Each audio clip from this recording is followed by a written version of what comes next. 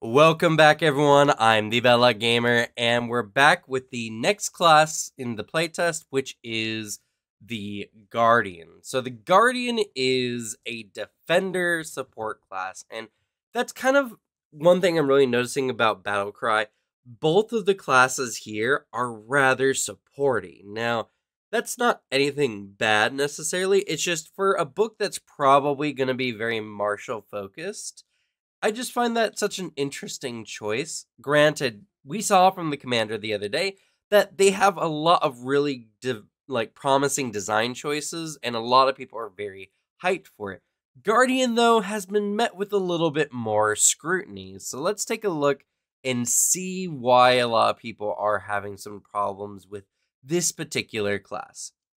First of all, it is a strength attribute class that makes a lot of sense. The whole premise of the class is to wear as heavy of armor as possible, technically medium or heavy armor, which means having at least some strength is important because you need to be able to wear your armor as at least unencumbered as possible. And it does have 10 plus constitution modifier and HP, which is really good. Not as high as you'd expect for a class whose whole thing is taking damage, but I somewhat understand with the idea of a lot of this class does is mitigates damage. So actually its hit points is higher depending on how many hits they end up taking during a fight, which I think is a rather reasonable thing for a tank to be done. And I think it balances out quite well, making the class probably the tankiest in the game. Now, starting out, you do become trained in athletics, and that's a very big one. That's a very key attribute, even for Guardian, as well as a number equal to 3 plus your intelligence modifier. So typically 3, maybe 2 if you're really dumping your intelligence, but intelligence is not very necessary, and Celeste is joining us here today for the video, it seems.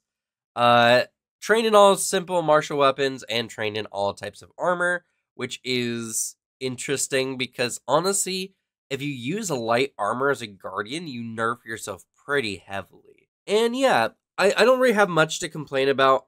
Con would have been a very interesting key attribute, but I do think strength actually lends way more into the class's overall kits than Con ever would. So that being the case, let's go ahead and take a look at what their features are. So the first feature they get is Guardian Armor, which is you gain armor specialization at level 1. Insane. Granted, it's not a lot, but this is the main reason why they don't have 12 plus con HP. Because if you're wearing heavy armor, that's just 2 damage mitigation, 2 damage resistance against a type of damage. Potentially more, like composite does against critical damage. Or if you're using medium armor, it is 1 damage resistance against a particular type of damage.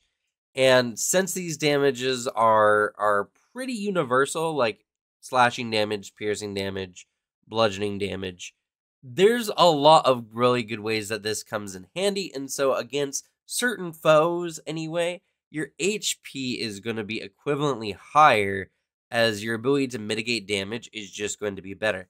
And in all honesty, Guardian Armor really makes me just feel like this class only wants to do heavy armor. And I don't know why. I guess it's just to allow for some more versatility, I suppose.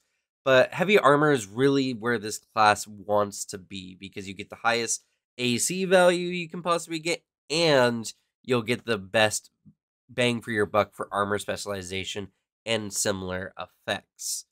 You also get to sleep in your armor. So where I said commander before, that's the earliest you could get the ability to do so. Well, this is technically actually the earliest by grace of it's just a class feature, which it's very interesting that they're doing this. I mean, the whole ambush while you're sleeping part never feels good, especially because with armor scaling, if you don't have your armor in a fight, it's actually way more detrimental later game than it is early game. So they're definitely trying to push away from it or make it easier to ignore or at least be ready for those kind of situations. But still, I don't know. I just find it interesting that they're doing this a lot with the new classes. Intercept Strike. Now, this is the core feature of the class, I would say, more than the Taunt, which we'll get to here in a moment. Intercept Strike is essentially as long as you're adjacent to an ally, as a reaction, you can take the hit for the damage instead. And if you do it this way, you gain resistance to all the damage, which means split damage types are less effective against you, which is pretty cool. And the amount that you resist is by 2 plus your level. So starting at level 1, you get 3 damage resistance to the type of damage. This does not stack with armor specialization, though, but this will typically be better than your armor specialization anyway. So that being the case, Intercept Strike does not only reduce damage on the team, but there's interesting mechanics to Intercept Strike. So when you consider keeping your team up, the thing you want to do is you want to keep your damage to as few people as possible because it makes it easier to heal. So Intercept Strike not only keeps damage away from characters that you want to protect, but it also makes it easier for the healer if you're consistently keeping damage off of them. Now, one thing about Intercept Strike that I think a lot of people have been bringing up, and I think pretty justifiably so, is okay, but what about the champion reaction, which does just reduce damage by a similar amount? Because for champion as well, it is also 2 plus your level damage mitigation. But now, with Guardian, it's technically a little bit better because if any damage falls off, you are protecting them. Granted, Champion has ways they can do this potentially at range, and they can do other things in addition to the other than reducing damage. Well, this one is purely reducing damage and protecting the ally. So you have to ask your question, why Guardian versus Champion or vice versa? And the long and short of it is the Guardian is better at defending overall because they're not only reducing the damage someone else takes, but they're taking that themselves. But the Guardian just offers different things than the Champion does. Champion is kind of like a pseudo caster. It gets lay on hands. It gets other abilities that can help buff the team and everything like that. Well, the Guardian is very much a pure martial character that has, I would say, actually more offensive capabilities with their general feats and features.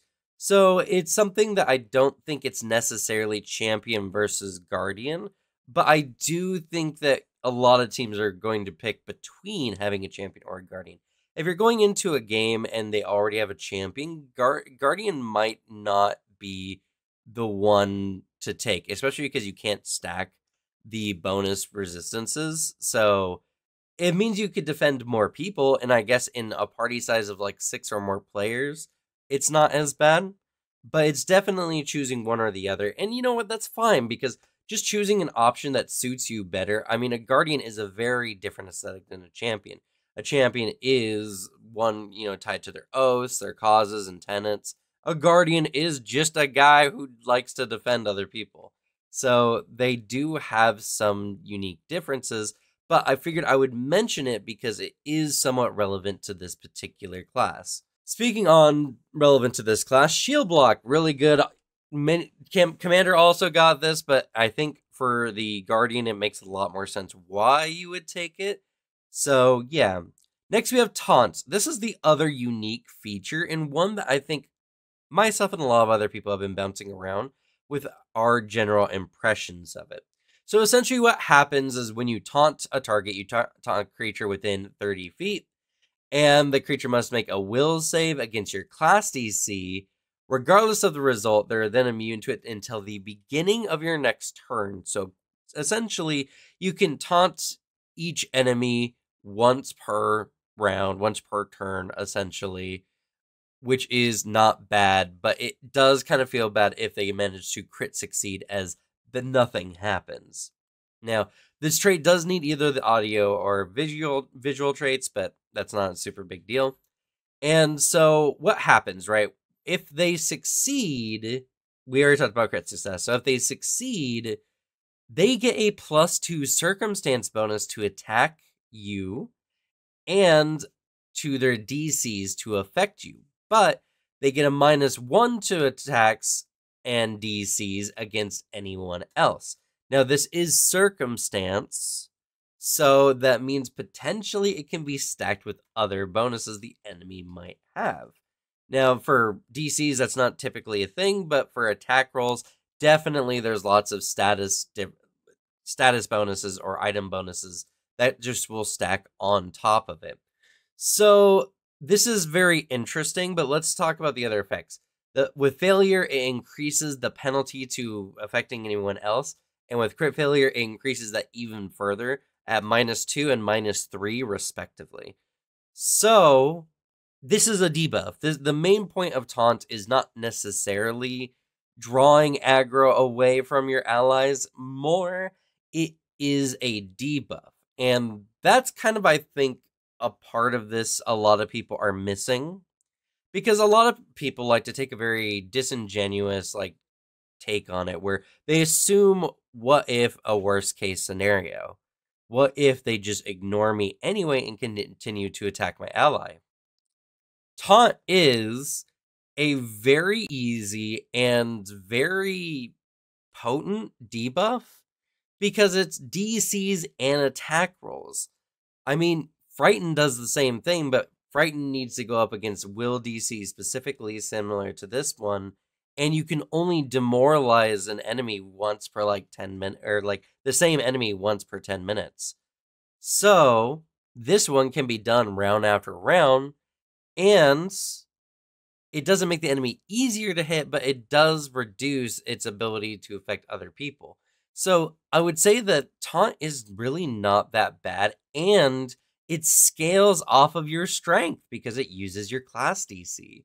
So that's also another thing to consider, is you don't need to split your character between, strength and con and charisma for demoralizing enemies.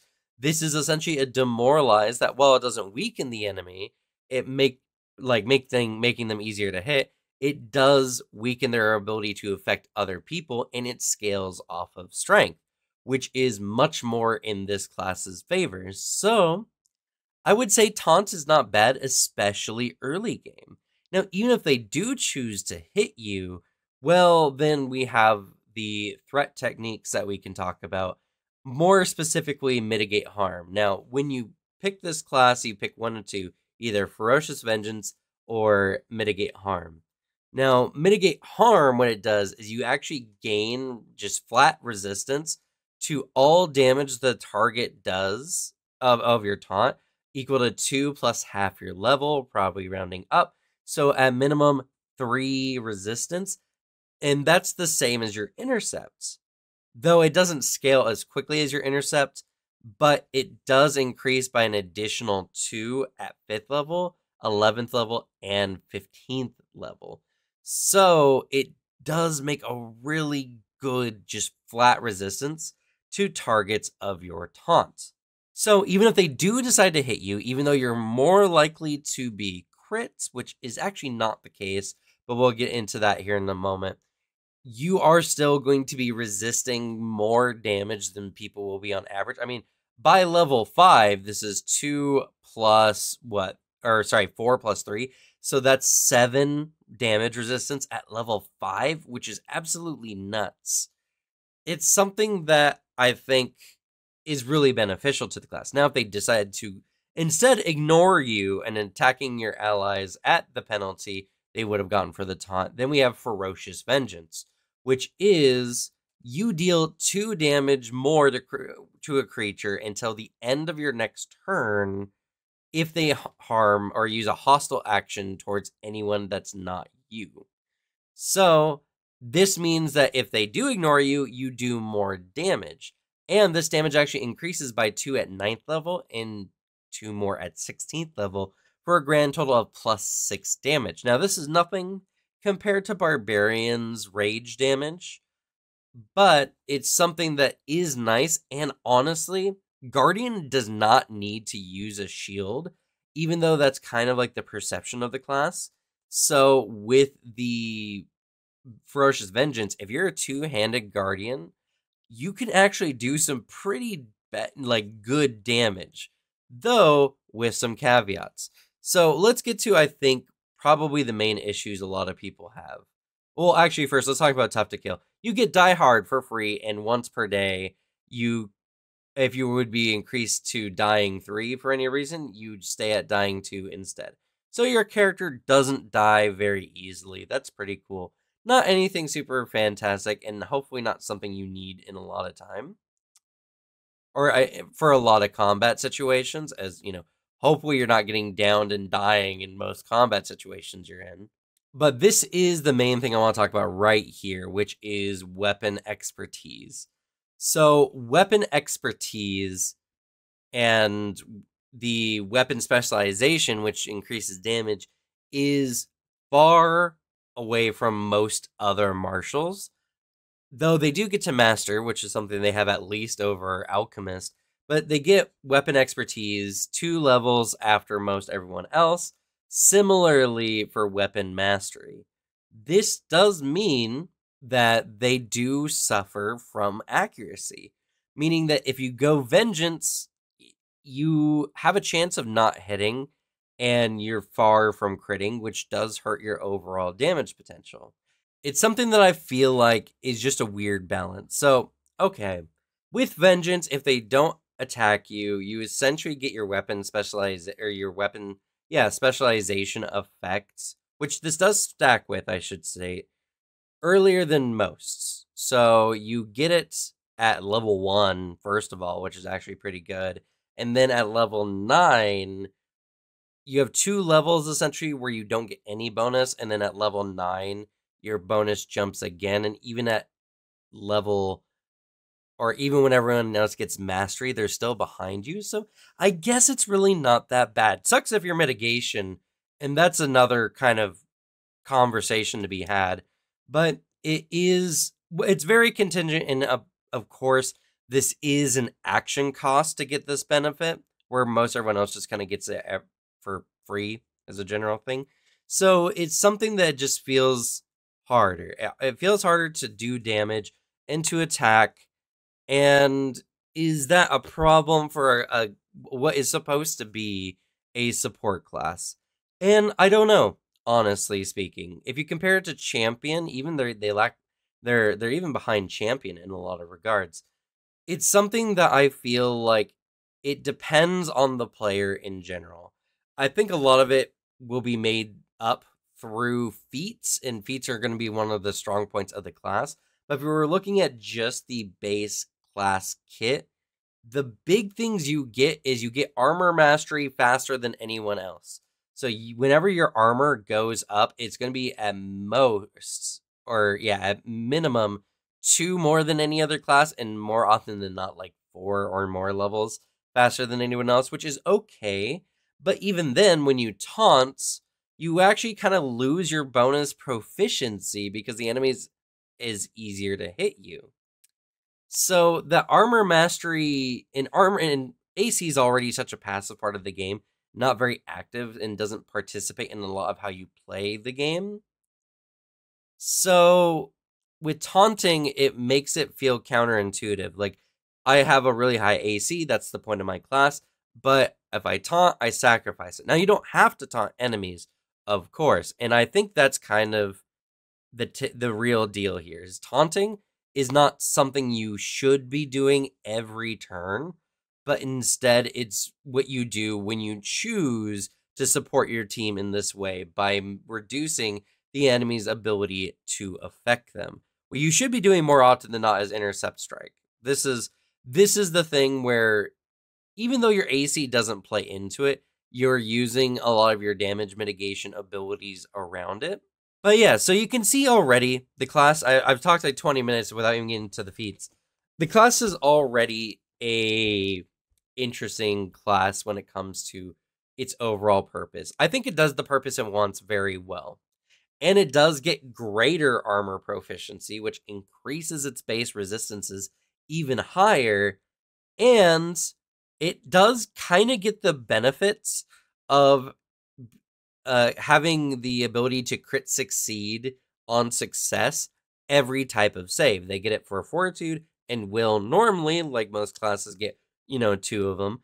But with Guardian Mastery at level 19, if the reflex save is to avoid damage, if you succeed, you get a critical success instead.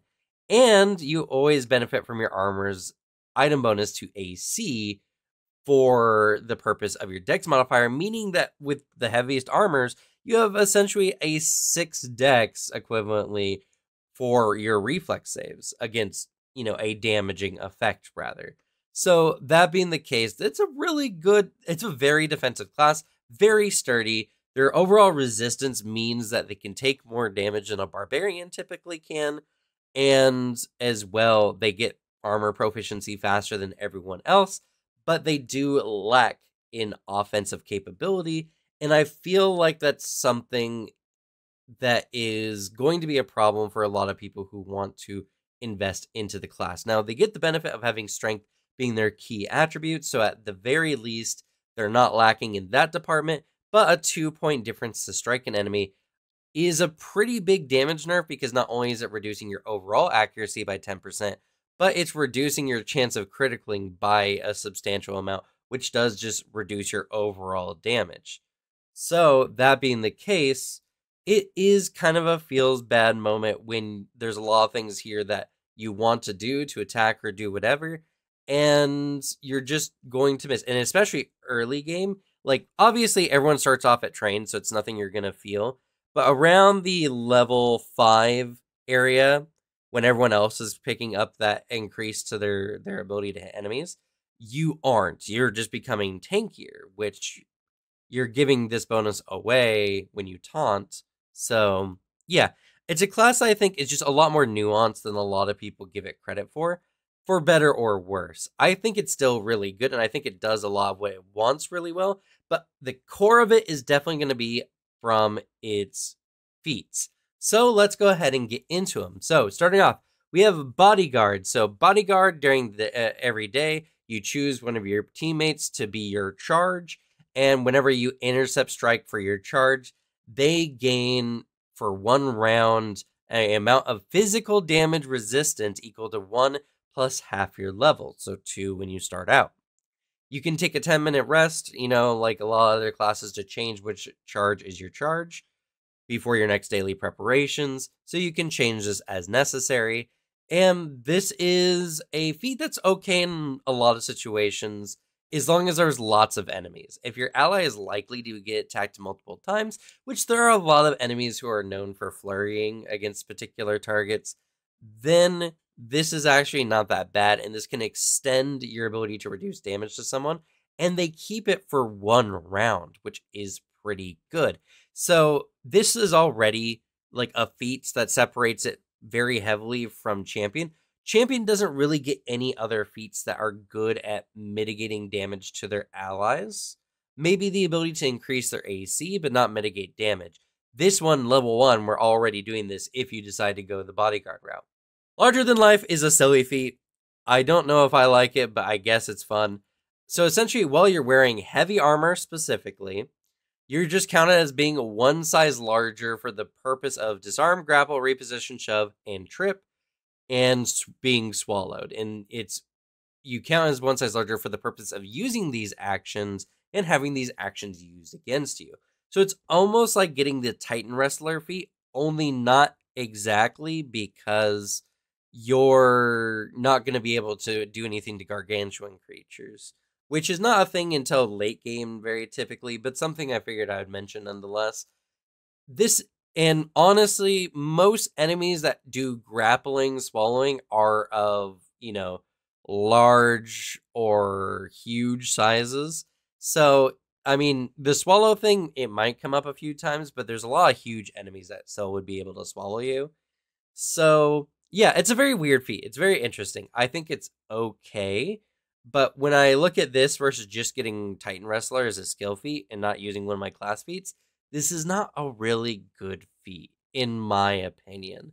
Not being swallowed might be a thing, but I don't know. Now, the one thing I will state, though, is if you're playing a large ancestry or a character who becomes large, which there are actually there's new ancestries coming out that will be large, and there's tons of ancestries already that can make you large through their feats. then you can then this I think becomes a lot more valuable. So larger than life, I think, is way better if you have a character who is large / can become large. But if that's not the case, if you're playing a medium character, not a very good feat in my opinion. Long distance taunt is hilarious. I absolutely love it. You just shout at someone 120 feet and make fun of them to get the penalty. This is really good for archers and stuff like that, or spellcasters even, because they tend to sit in the back line, obviously. So being able to target them, since it's normally only 30 feet, this is actually pretty valuable if you really want to go the support route with your character and you don't mind the reduction in essentially your armor quality to do so. And we have reactive shield, being able to pick this up faster than any other class and or archetype. Essentially, as a reaction, you can raise your shield. Only really good if you're not trying to play intercepts by being adjacent to an ally. But there's a lot of situations where I can see this one being handy. And if you're going a shield route, there's really no reason not to take this feat. Next up, we have Shoulder Check, which is a singular action ability. It requires you be using medium and heavy armor. That's something you're going to see a lot. So honestly, Guardian, only use medium or heavy armor. Otherwise, you can't use like half your feats, which is very sad. So, Shoulder Check for one action. You make a fist strike even if your hands aren't free. Now, if you have a gauntlet or a spike gauntlet, you can use that for the strike instead. And if the strike hits, the target is off guard for the rest of your turn.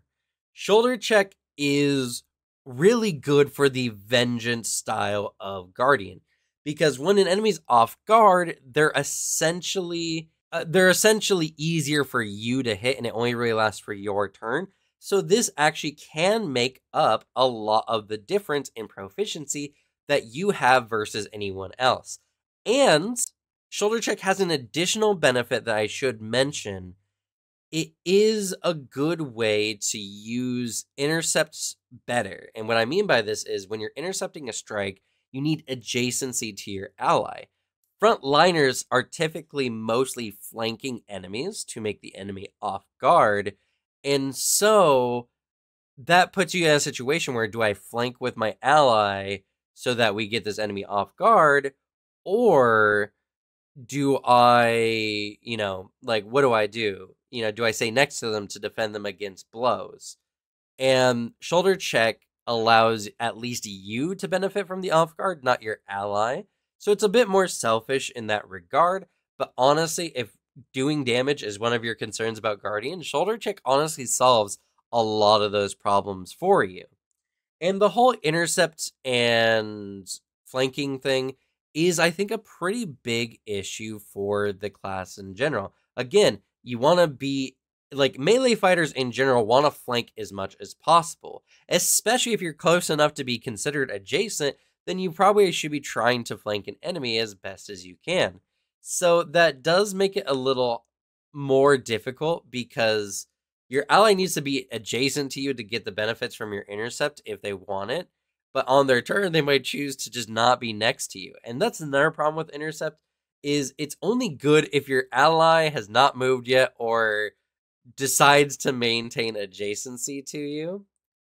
So it's something that really conflicts, I think, with general combat procedures. Shoulder Check works, and I say Shoulder Check is really good if you want to go an offensive style, as it really supports that. It mechanically does. But for overall combat stuff, I don't know. This class just feels a little weird. Unkind Shove. Now, Unkind Shove is fun, and this is the bully aspect, or the bully build that you can do with Guardian. Since Guardian does use strength as its key attribute, it's going and it is trained in athletics. I think it's a very smart thing. Honestly, you know what? Honestly, if Guardian just got automatic skill progression for athletics, I think a lot of people's concerns would go away with the class, because I feel like that's a very, very strong feature and would make up for a lot of the problems people have. And that would make something like Unkind Shove even better.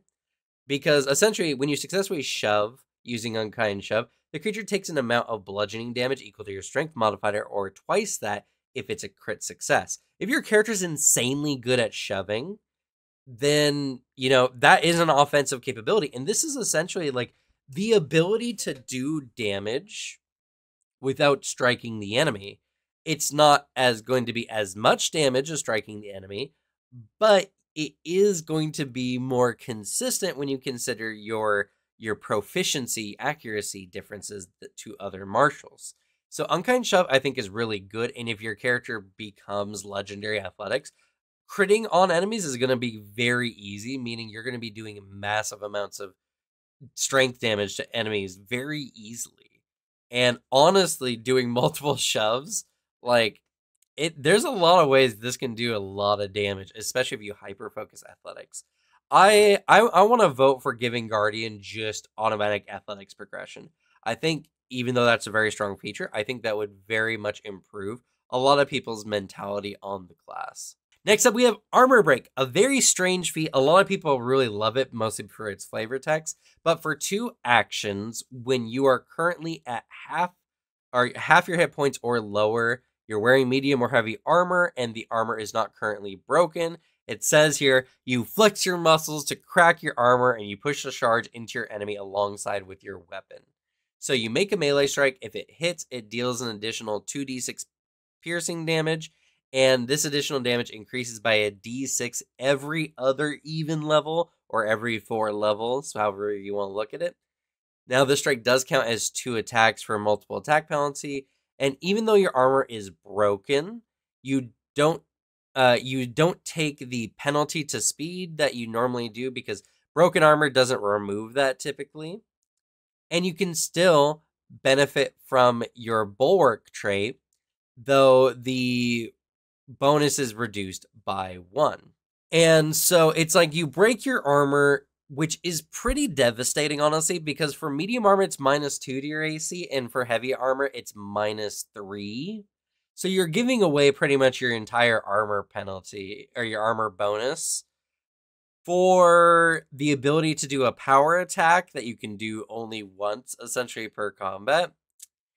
And they make it so at least you can start moving faster, more than likely, and you get to keep your bulwark, only it's a little worse.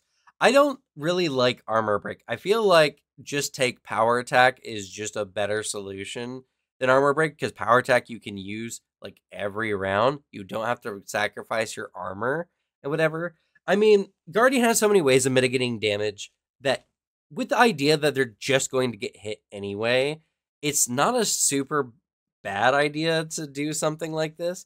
I don't like the fact that it doesn't, you just can't do this more than once in a combat, and then you need to mend your armor somehow, which requires you to have crafting if no one else on your team does. This just seems like a massive cost for really not a lot of extra damage. And woohoo, your armor is not as broken as it would be otherwise.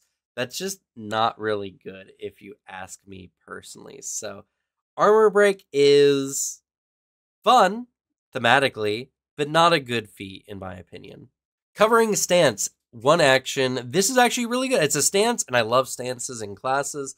And this one gives an adjacent ally the benefits of lesser cover until the start of your next turn. So on your turn, essentially, your allies don't have the benefits of lesser cover, and it's only while they're adjacent to you. Now, if you do intercept strike while they're benefiting from this cover, that ally can then step as a free action, which is kind of cool, though it does, if they step away from you, then they just lose the cover bonus, so they might step like around you in a sense. Covering Stance, I think, is decent. It gives the benefit of your armor essentially to people who are around you, which is not bad, though I don't know how I feel about it. I mean, I guess there's nothing bad about it, right? Stance, boom, do it at the beginning of the combat. Adjacent allies get a bonus to their AC. You want to be adjacent anyway for intercept strike. So this is a good bodyguard feat, technically. Yeah, I really don't have much more to say about it. It's not super wowing. It's interesting for sure, and it does offer a little bit of mobility with the free action step, so you only need to use a reaction to do it. But 1 AC is not a big wow factor for me personally. For everyone else, Hampering sweeps, another very interesting feat that is strangely penalized when using a reach weapon. So, you activate this, and until the beginning of your next turn, enemies can't move. Enemies who are within your reach, or when they first come into your reach, cannot then leave your reach, or until you move. So you have to do this kind of at the end of your turn, which is not really a big deal. But they can still move around you. And if you're using a reach weapon, that means they can actually move up to 10 feet away from you. So using hampering sweeps with a reach weapon is actually really bad. But for anything else, which, I mean, there's a good shield builds in here, so sword and board stuff, or unarmed. Unarmed is a surprising path that, Guardian might take.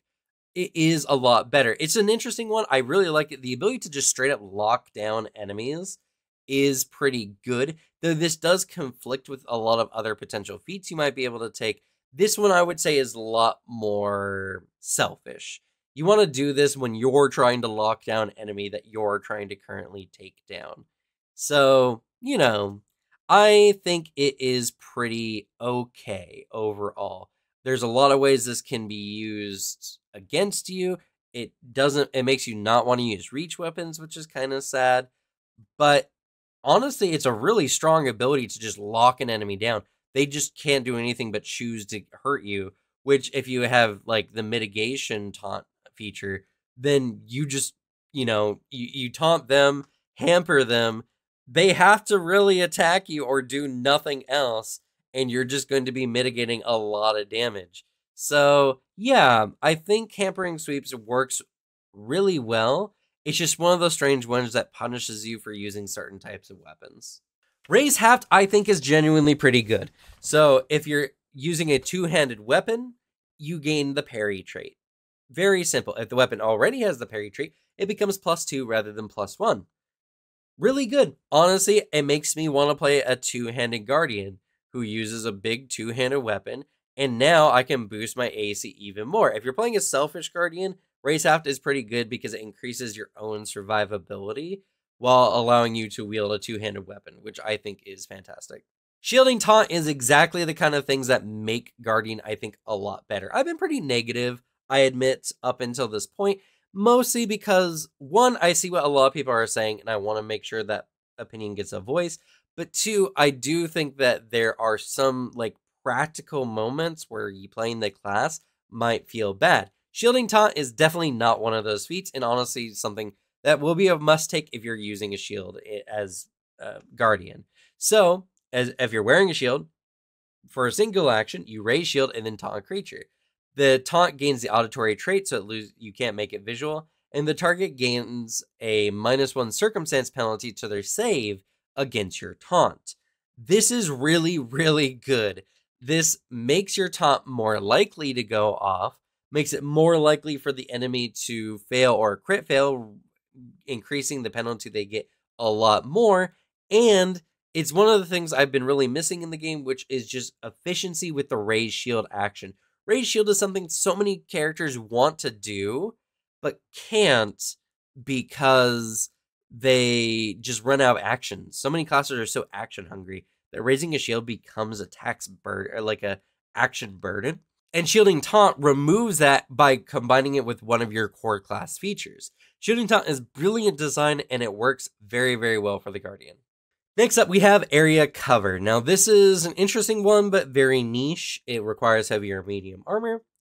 If you're ever in an area effect that requires a reflex saving throw and have at least one ally adjacent to you, you take a -2 circumstance penalty to your reflex save, and each ally adjacent to you gains standard cover, which is typically a +2 circumstance bonus to their reflex save. So, yeah, area abilities are not super common. I won't say they're that uncommon, but they're not very common.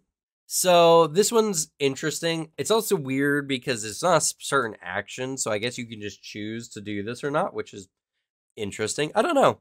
This is, again, more in line with the bodyguard one. You're trying to protect someone very specifically.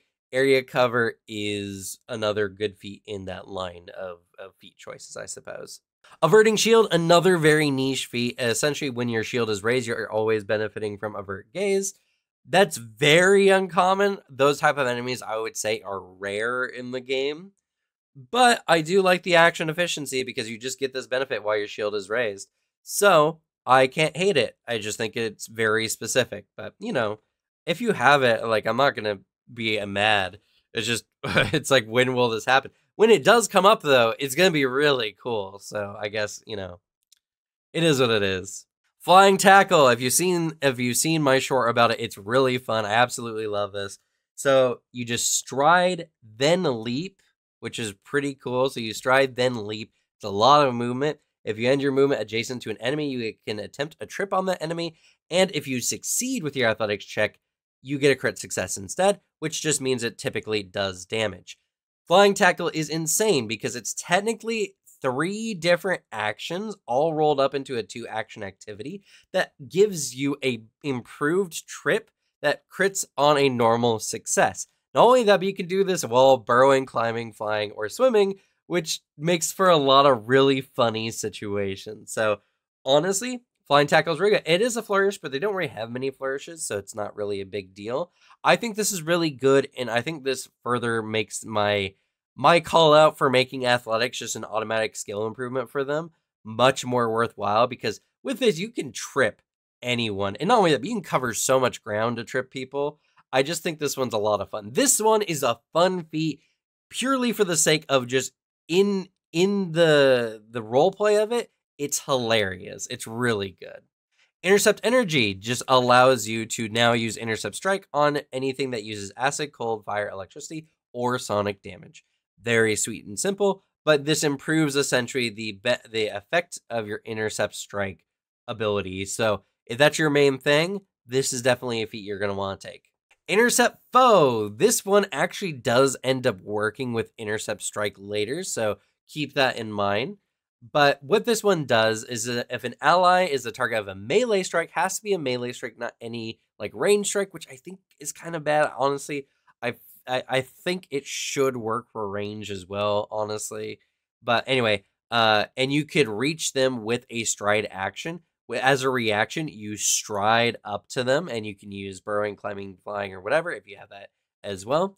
And that ally gains a +2 circumstance bonus to their AC against that melee strike. So it's essentially the same as like the Ray Shield one, only you can do that for other people. It's really good, and it actually leads to a much funner feat line later. So Intercept Foe is not one I would necessarily pass up if you like the whole defend everyone kind of play style, because it's actually really, really fun.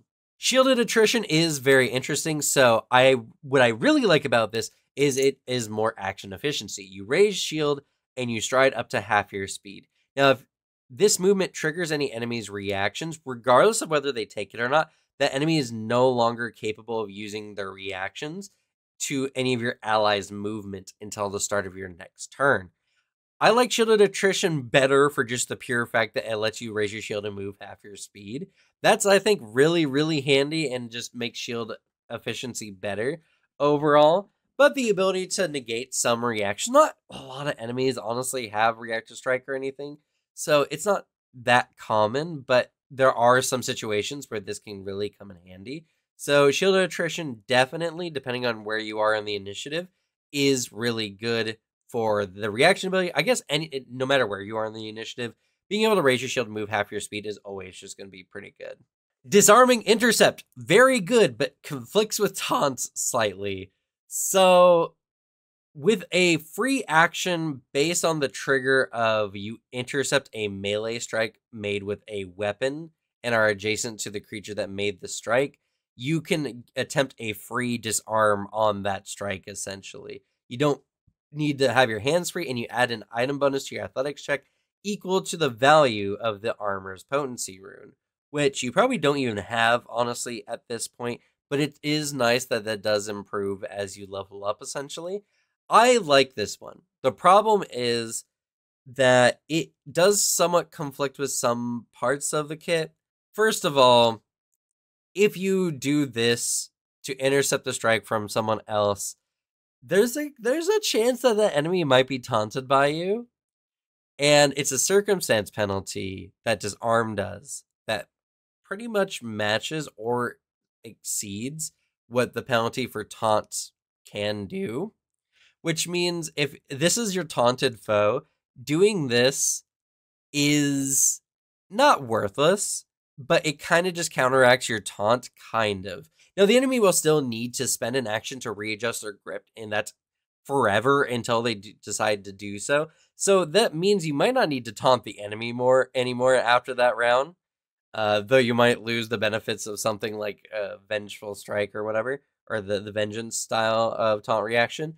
So that being the case, I don't know. This one's very weird when it comes to taunting. I like it because solo, if you're just fighting by yourself, this is really good.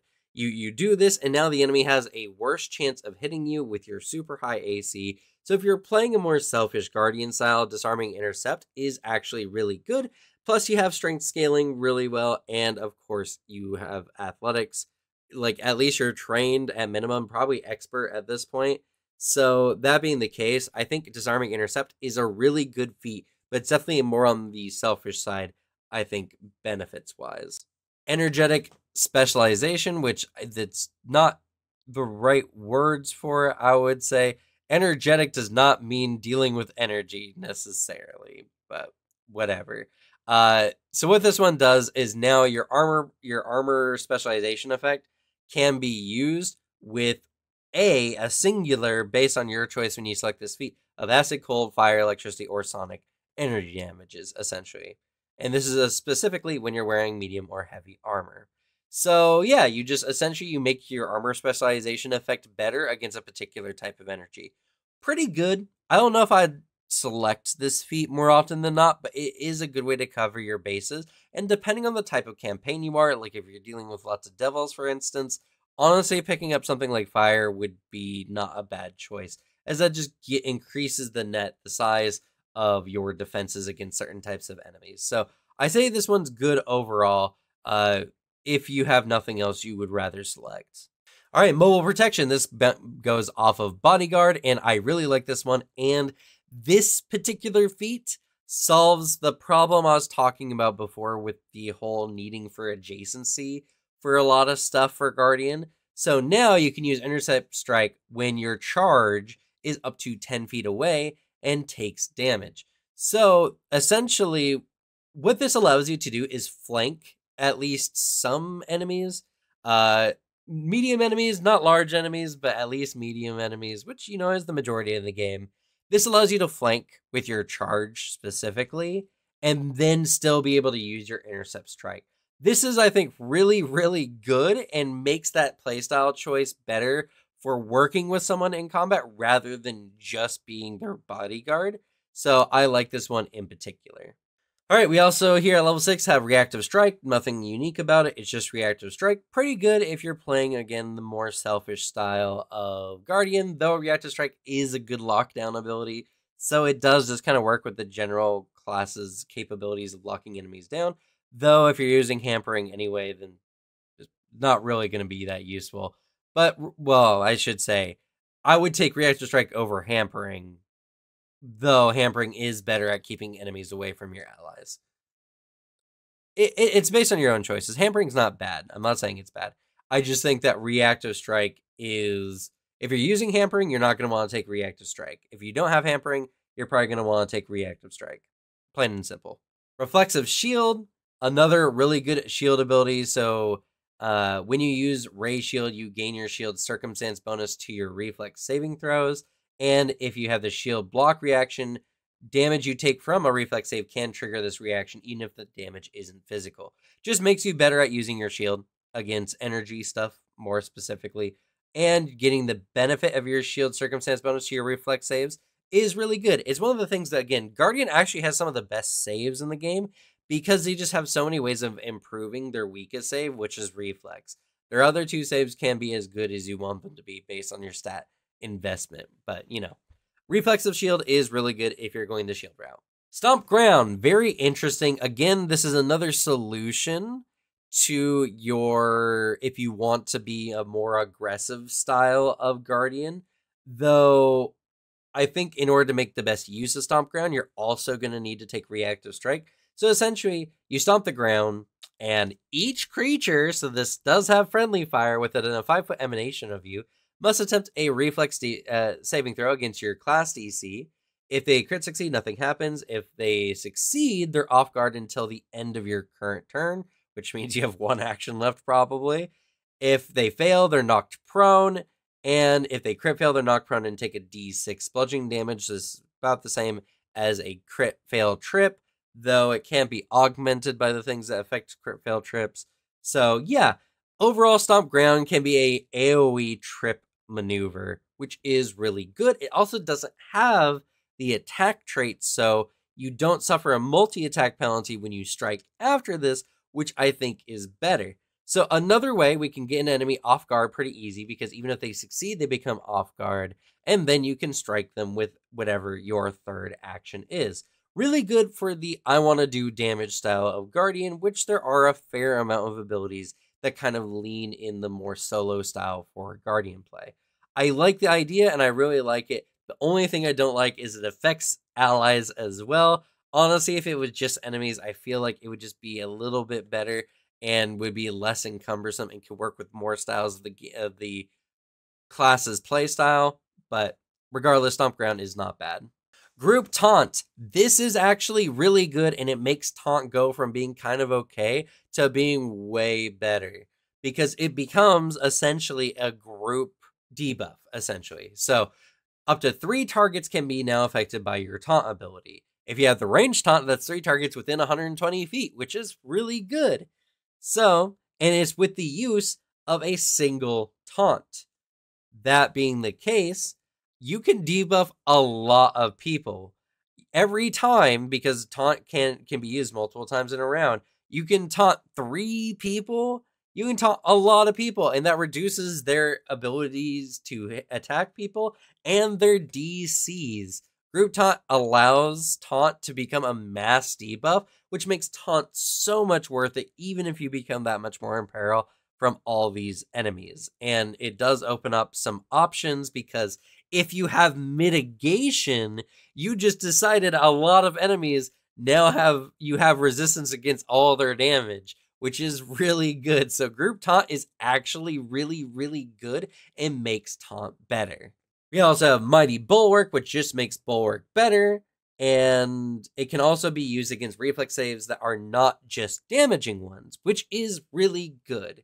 So if you really want to make a character that is indomitable, that cannot be easily taken down, Mighty Bulwark is definitely going to be a feat you're going to want to take. Quick Intercepts. This allows you to, at the start of each of your turns, gain an additional reaction that you can use to intercept strike.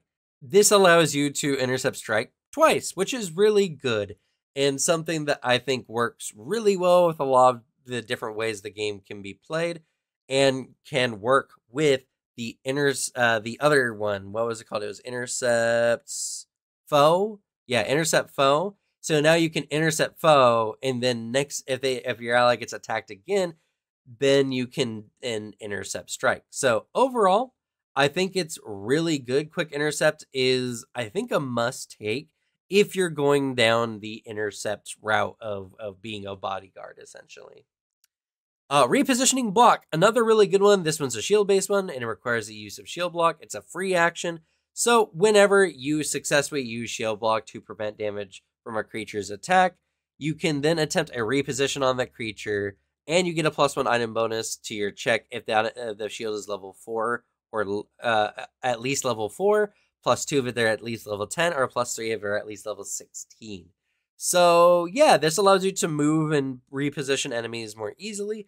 Not something that I think is very exciting, but if you're using a shield and your whole thing is just controlling the battlefield by moving enemies everywhere, this then becomes a must-take feat for that style of play. Now we have Shield from Arrows. This is a reaction you can use to save an ally who's essentially adjacent to you. You give that ally a +4 circumstance bonus to their AC against the triggering attack. If the attack misses, then you've deflected it with your shield. So I don't know why they have that last part. Honestly, I don't know what exactly that does. But the +4 means that rather than intercepting the strike for your ally, you can now just possibly prevent the damage from happening altogether. Which honestly, +4 is a massive amount. and I would say is probably worth the reaction, though, again, specifically against range attacks. All right, we're at level 10 here. I know this video has been going long, but I want to make sure that I get all my thoughts out and so you guys have my informed opinion on the class. And as always, if you enjoy this kind of content, you want to see everything that Paizo releases, and as well, we have a table talk later today where we're going to be talking about this live. Go ahead and subscribe to get all the good tabletop news, not just for Pathfinder or Paizo. And as well, if you could like this video, it increases the chance that other people get to see the new classes. There's a lot of people out there who don't know new classes are being already coming out for Pathfinder, even with a couple new ones still on the horizon. So this can make liking this video can help get that information out to more people. Also helps the channel, and I highly appreciate it. Anyway, let's go ahead and go on to level 10. So Get Behind Me is a very interesting one. So when you use Intercept Strike to protect an ally, you can move that ally up to 10 feet within your reach. So this one surprisingly benefits you if you have a reach weapon. If they are willing, of course. And you can't move your ally into or through obstacles. And you must move your ally to be further away from the source of the attack if possible. If you have Intercept Foe, you can move your ally in the same way if you end your movement adjacent to your ally, which is really cool. This is really good for forcing the enemies to either waste actions or choose to attack you instead, as typically moving 10 feet away will put them out of the enemy's reach. So that being the case, it's something that I feel is very much worth the feat pickup, and it works with Intercept Foe as well as Intercept Strike. So even if you're bouncing around protecting allies, moving them out of the way, this can be really good and it can force enemies to make extra actions to move. Though I will say be careful when using this kind of feat, because your melee allies will probably not want to waste one of their actions to get adjacent to the foe that you move them away from. So, willingness is, of course, very important, and they might just choose not to move. So talk with your team whether Getting Behind Me will work for your team comp or not. Level 10, we get Shield Salvation. I don't know if this is earlier than the Bastion version or not, but essentially, when you use Shield Block and your shield will be destroyed, it instead stays at 1 HP. This just means that you get more Shield Block effectiveness out of your shields, which can be really good if you're going down the shield line. Yeah, not really much more to say about that. This just helps protect your shields more. Sure-footed. Now, this one is strange because I just really don't know how often this will come up. As long as you're wearing heavy or medium armor, you don't take a penalty to AC from the clumsy condition, though your clumsy condition still applies to all other dexterity-based checks and DCs. I don't know how often players are being made clumsy. I just don't know how often clumsy is being made. And honestly, it's would you take a whole class feat, use one of your class feats for what oftentimes is mostly a 1 AC drop when you're already playing a class who's half their feature is making it easier to hit them anyway? I don't think I would. I think Sure-footed is just not potent enough for me to really want to take it. Maybe this can be used with some other interesting styles of play. For instance, if you are becoming enlarged, because a lot of times when you become enlarged, you become clumsy. So that works. So if you are playing something that has an enlarging effect that makes you clumsy, or just makes you clumsy in general, maybe you're multi-class archetyping into Barbarian, Giant Instinct Barbarian that lets you use giant weapons, then yeah, Sure-footed might be good. But honestly, I just can't see myself taking this 99 times out of 100. It's just not that good. Though in complete contrast to Sure-footed, Tough Cookie is insanely good, and I would use it all the time. Once per day, if your current hit points are at half your maximum or less, you're just nuh-uh, and you restore up to half of your total HP as temporary HP, and this temp HP lasts for a minute. So yeah, your character with Tough Cookie essentially has 50% more HP, which is really strong. So Barbarian has a way to get a temp HP back with a single action every round. I don't know if they could still match the effectiveness of Tough Cookie, and Tough Cookie will make your character nigh unkillable, especially with all the damage mitigation that you have. So damage cookie or tough damage cookie. Tough cookie is just a really, really good feat. All right, armored counterattack. I really like this one. So it's a free action.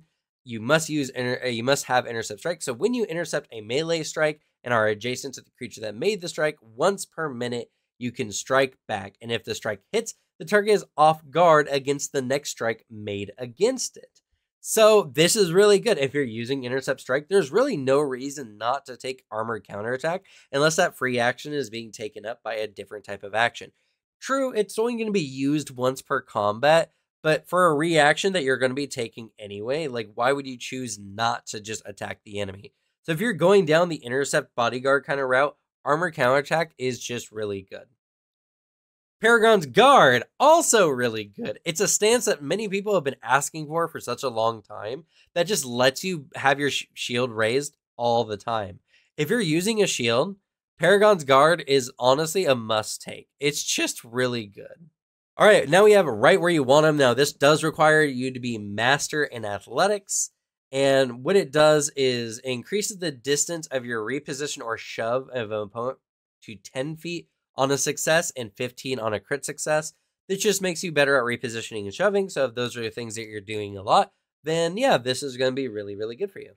Now we have Blanket Defense. Now this one requires that you're wielding a shield, but you can't use this with Paragon Shield because you can't have your shield raised already. So essentially, for 3 actions, you raise your shield, but until the beginning of your next turn or until you no longer have your shield raised, each ally that ends their turn adjacent to you gains the benefits of your shield, which is really good. And you may shield block a hit targeting any adjacent ally. Though, unless you have multiple reactions, you can only use this once. There is a way to get multiple reactions, so you can technically guard everyone with a later feat.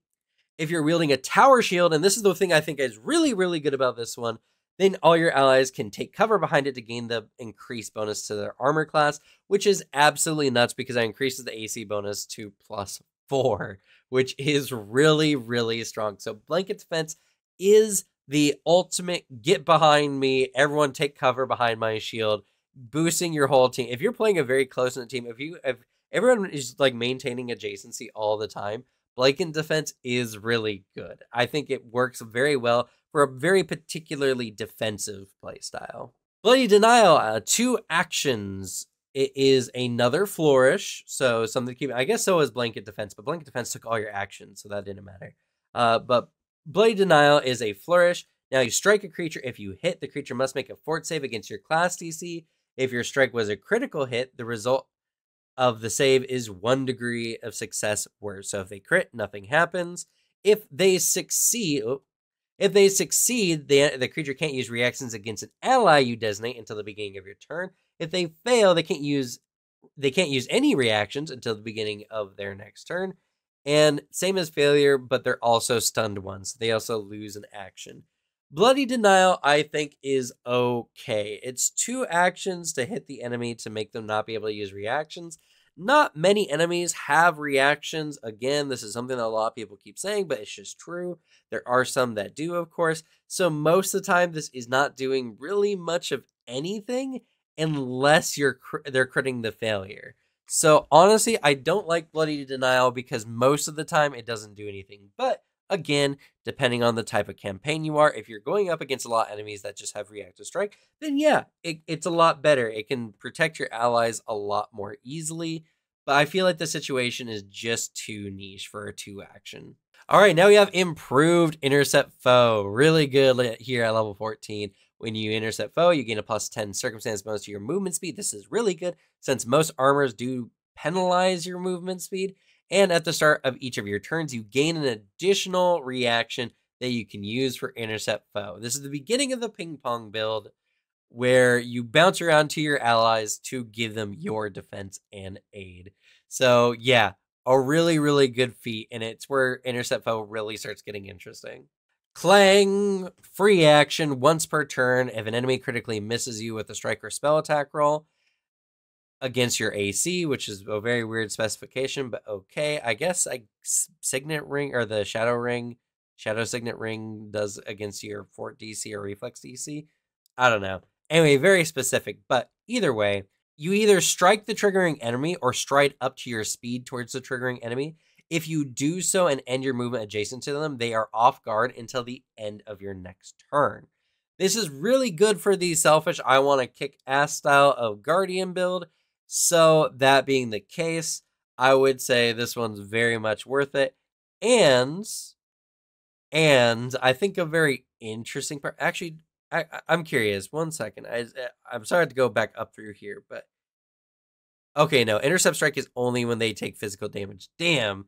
I was hoping that it was just an ally was being attacked so that you could technically proc it if an ally adjacent to you gets missed, but that's not the case. So yeah, this one's not bad. This one is if you're being attacked specifically. So, you know, again, for the selfish style of play for Guardian. All right, improve reflexive shield. This essentially gives the benefit of reflexive shield to adjacent allies as well. Pretty good, and again, really good for that bodyguard style of play. Never! So on 16th level feat here, if you would be controlled and forced to attack an enemy, you get a +4 circumstance bonus to the save, and you can make the save when you're ordered to do so, so giving you multiple chances to break the effect. Failing or critically failing this particular check does not increase the effect's duration or anything like that. If you would end the condition due to the save, you don't make the strike, and you can take any remaining actions during your turn as normal. So yeah, you just can't be it's harder to be forced to attack your allies.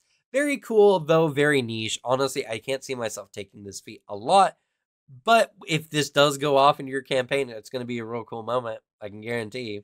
All right, perfect protection. This requires you're using heavy or medium armor. We're also up to the level 18 feats here, so these should be pretty good. Each time you're critically hit while you're wearing the required armor, attempt a DC 14 flat check. On a success, becomes a normal hit. Now, if you have the fortification rune on your armor, it becomes a DC 12, or if it's greater fortification, it becomes a DC 10. This is the best crit avoidance in the game. So if you have this, you're probably never going to be crit. Honestly, this does make, again, taunts a little bit better, because even if you're more likely to be crit, you honestly can more easily turn it to just a hit anyway. All it requires is that you have the fortification or greater fortification runes. So yeah, honestly, not that bad. And fortification, greater fortification are also just really good runes on armor anyway. So it's kind of a no-brainer pick if this is the kind of thing you want to do, which honestly, late game, probably isn't a bad idea. All right, now we have Shield from Spells. This is just an improved version of Shield from Arrows, because now you can block magic rather than physical strikes. That's it, but, you know, plain and simple, but very effective. All right, I did mention earlier that there is a feat later that allowed you to have multiple ability to shield block for your allies, and this is with Boundless Reprisals. At the start of each enemy's turn, you gain a reaction you can use only during that turn for any reaction from a Guardian feat or class ability. So normally, Shield Block isn't a Guardian feat. Oh, I guess it is a class feature. So yeah, actually, wait, that's actually really good. So technically, with Boundless Reprisal, you can just Shield Block every turn because it's a class feature. Yeah. Whoa. That's really good. So this also enables the ping pong build even more, because you get additional reactions to do intercept foe, intercept strike. You can intercept foe and then another strike, intercept strike. And now I just realized, since shield block is just one of your general class features, not picked up through a feat or anything, you can now shield block every enemy in a fight. Potentially, not multiple times against the same enemy, fair. Well, actually, technically you can, because you get a bonus feat, right? Yeah, you gain a reaction.